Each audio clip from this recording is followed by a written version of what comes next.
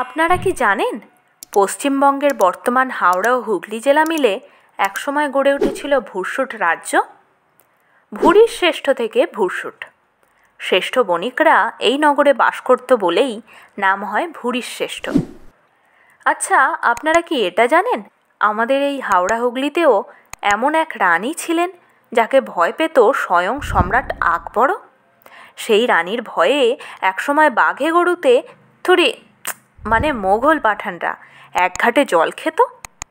এমনকি সম্রাট আকবর এই রানীর সার্বভৌমত্ব মেনে নেন এবং তার অসীম ক্ষমতার পরিচয় পেয়ে তাকে রায় বাঘিনী উপাধিতে ভূষিত করেন, যা থেকেই এখনকার সময়ের প্রবাদ বাক্য প্রচলিত হয়, ননদিনী রায় বাঘিনী।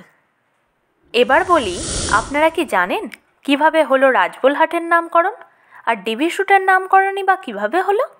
জানেন না? তাহলে এটা নিশ্চয়ই জানেন, আমাদের আমতা, গড়ভবানীপুর, পেঁড়ো এসব জায়গাতে একসময় দুর্গ ছিল।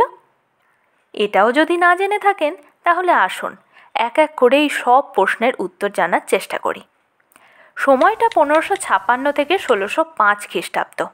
দিল্লির মসনদে তখন মোঘল সম্রাট আকবর, আর বাংলাতে তখন ইংরেজদের নয়, চলছে মোঘল ও পাঠান দ্বন্দ্ব। সেই সময়ে এই ভুরিশ্রেষ্ঠ রাজ্যের শ্রেষ্ঠ শাসক ছিলেন রানী ভবশঙ্করী। ইনি কিন্তু কোনো রাজার কন্যা ছিলেন না, তিনি ছিলেন পেঁড়োর জমিদারের অধীনস্থ পেঁড়ো দুর্গের সেনাপতির কন্যা। তবে ছোটবেলা থেকেই বাবার কাছে রানী ভবশঙ্করী অস্ত্রচালনা, ঘোড়ায় চড়া, রাজনীতি শাস্ত্রে অত্যন্ত দক্ষ হয়ে উঠেছিলেন। এবার আসি, তিনি এক সাধারণ কন্যা থেকে রাজরানী কিভাবে হলেন। জানা যায়, দামোদর নদীর তীরে তিনি একদিন একটি হরিণকে বাঁচাতে এক বুনো বাইসনের উপর ঝাঁপিয়ে পড়ে তাকে হত্যা করেছিলেন। ওই সময়ে নৌকা করে যাচ্ছিলেন ভুরসুট রাজ্যের রাজা রুদ্রনারায়ণ। এরপরেই রাজা এই অসীম ক্ষমতাসম্পন্ন নারীকে বিয়ে করেন। এভাবেই এক সাধারণ নারী হয়ে ওঠেন রানী ভবশঙ্করী। বিয়ের পর দামোদর নদীর তীরে গড়ভবানীপুরের পাশেই তৈরি হলো নতুন রাজবাড়ি। এবার আসি রাজবলহাট নামকরণ কিভাবে হলো। ভুরিশ্রেষ্ঠ রাজবংশের কুলদেবী ছিলেন রাজবল্লভী। দেবী চণ্ডীর একটি রূপ এই দেবী রাজবল্লভীর নাম থেকেই ভুরিশ্রেষ্ঠ রাজ্যের পুরনো রাজধানী রাজবলহাট নামটি এসেছে। এবার বলি রানীকে দেওয়া দেবী রাজবল্লভীর এক স্বপ্নাদেশের কথা। রানী ভবশঙ্করী দেবী রাজবল্লভীর অষ্টধাতুর মূর্তি তৈরি করালেন এবং মায়ের কাছে মানত করে 3 দিন উপবাস থাকার পর গড়ভবানীপুরে একটি পুকুরের জলে স্নান করতে গিয়ে পেলেন মায়ের স্বপ্নাদিষ্ট তরোয়াল। এই তরোয়াল হাতে থাকলে কেউ কোনোদিন তাকে হারাতে পারবে না, এই ছিল দেবী রাজবল্লভীর বর। তাই রানী ভবশঙ্করী শেষ দিন পর্যন্ত ছিলেন অপরাজেয়। ভুরসুট রাজ্যে তখন 3টি দুর্গ ছিল। এগুলি হলো গড়ভবানীপুর, পান্ডুয়া বা পেঁড়ো বসন্তপুর ও রাজবলহাট। হাওড়া জেলার রাজবলহাটের কাছে দামোদর নদীর তীরে ডিহি ভুরসুট এবং তার পাশে পাড় ভুরসুট নামে 2টি গ্রাম এখনও আছে। সম্ভবত এই কারণেই ডিভি স্যুটের নামকরণ হয়েছে। এবার আসি কিভাবে রানী ভবশঙ্করী প্রশাসনিক দক্ষতায় ভুরিশ্রেষ্ঠ সাম্রাজ্য হাওড়া ও হুগলি ছাড়িয়ে পূর্ব বর্ধমান, পূর্ব মেদিনীপুর এবং পশ্চিম মেদিনীপুরের বিস্তীর্ণ অংশে বিস্তার লাভ করে। রাজা রুদ্রনারায়ণের মৃত্যুর পর শাসনভার আসে তাঁর ওপর। তখন তিনি রাজ্যের সামরিক ব্যবস্থাকে ঢেলে সাজালেন। তিনিই প্রথম ভুরিশ্রেষ্ঠ সাম্রাজ্যের সেনাবাহিনীতে মহিলাদের যুদ্ধ প্রশিক্ষণ দিয়ে অন্তর্ভুক্ত করেন। এমনকি সেই সময়ে দাঁড়িয়ে তিনি নিয়ম করেন যে সেই রাজ্যের প্রতিটি পরিবারের একজনকে যুদ্ধে প্রশিক্ষণ নিতেই হবে, যাতে আপৎকালীন পরিস্থিতিতে সেনার দরকার পড়লে যুদ্ধে যোগ দিতে পারে। তিনি নিজস্ব নৌবাহিনীও গড়ে তুলেছিলেন।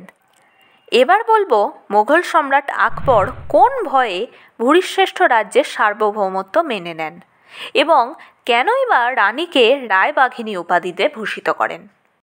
একসময় পাঠান সর্দার ওসমান খাঁ মোঘল সম্রাটের বিরুদ্ধে বিদ্রোহী হয়।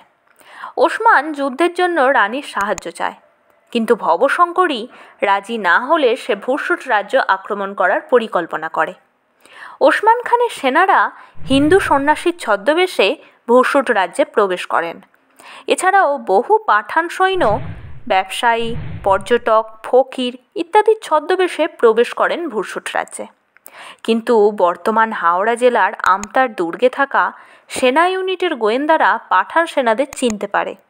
তারাই রানী ভবশঙ্করীকে পাঠান সেনার আগমনের খবর পৌঁছে দেয়। রানী ভবশঙ্করী এই সংবাদ পাওয়া মাত্রই পাঠান সেনাদের প্রতিহত করার পরিকল্পনা করেন। সেই মতোই তিনি আশেপাশের দুর্গগুলি থেকে দক্ষ সেনাদের ডেকে নেন এবং তাদেরকে আশেপাশের জঙ্গলে লুকিয়ে থাকতে বলেন।